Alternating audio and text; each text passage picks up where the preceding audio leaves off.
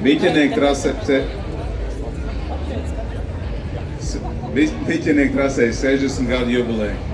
Un jūs arī to varbūt nezināt, bet benzīngalvas noteikti zina un atcerās, ka pirms 50 gadiem mans tēvs Viktors Kulbergs kopā ar motoru muzeju entuziastiem, vēl motoru muzejs toreiz nebija, izglāba 15 minūtes pirms sagriešanas šo Auto Unionu V16 cilindru no Zila rūpnīcas. Toreiz, ja kāds ir dzimis Padomju Savienībā, atcerās, bija tāda Subotņika diena. Atceraties, Ļeņina dzimšanas dienā, ko mēs bērni tad darījām?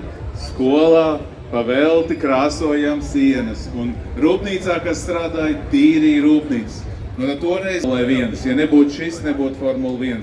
Te ir 520 zirgspēki, 5 litru motors, Ferdinand Poršas pirmais šedevrs, mehāniskais šedevrs, to jūs redzat šeit. Tas bija tehnikas ekscelence, kas vispār tajā gadā. Iedomājieties pilotam, sēž braucot 327 km/h, šeit pie stūres ar parastu ratu, bez stūres pastiprinātāju, bez jebkādām siksnām, ar metanola degvielu sev aiz galvas, tepat aizmugurē, traukties tādā ātrumā ar tādām riepiņām.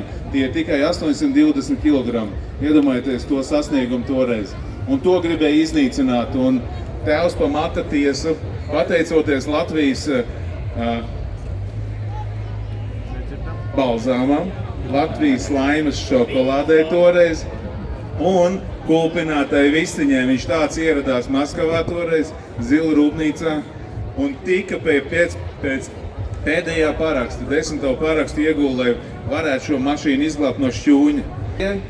Viņš devās uz izēju 2 km attālumā, kas ir rūpnīca izēja, pieiet un redz vienkārši neiespējamo misiju. Ir iespējami, ka stāv zila automašīna ar kravas kasti, viņš pieiet klāt, redz Latvijas numurs, krieviski LAT, un viņš pieiet pie šoferu un prasa, tu brauc uz Rīgu? Viņš saka, jā, tu esi tukšā? Nu jā. Un toreiz viņš iedeva viņam šņapu un palūdz, vai tu vari aizvest Auto Unionu uz Rīgu. Viņš teica, nu nav problēma, aizdīs. 15 minūtēs iekrāmēja šo Auto Unionu toreiz kravas kastē un devās uz izēju. Un bija 5:05. Izēja bija slēgta. Visi tie 12 paraksti, kas tur bija pa tukšo. Nākošā dienā ir Subotņiks un Auto